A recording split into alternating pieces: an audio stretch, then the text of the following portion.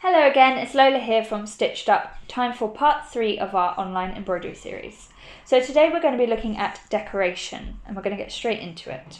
We've got to make our final patch for our flag of strength today. So we're going to be looking inside our minds for a fond memory or a moment in our past that brings us joy or strength when we think about it. So you've got one patch left to work on and it should have an image on it. So I recommend you start by taking some time to look at this image and seeing if it reminds you of anything in your past that could inspire you, any happy memories, or evokes a certain feeling. For example, if you had this image, you might add a little cupcake to remind you of when you've had cake and tea with your friends.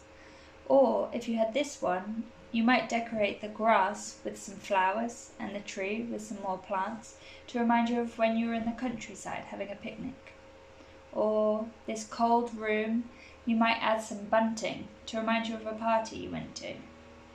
For my patch, I have this image of an empty field and the sky, so I've decided to embroider a sunset because it reminds me of fond memories of watching the sunset with my friends.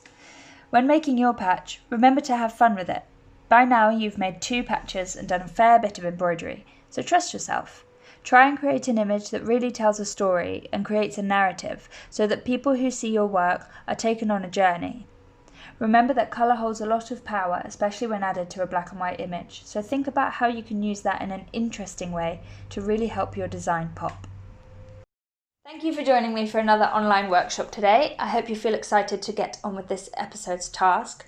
Next session will be our last session and we will be assembling our flag. So once you've finished patch number 3, tune in to see how everything comes together. Good luck and I'll see you then.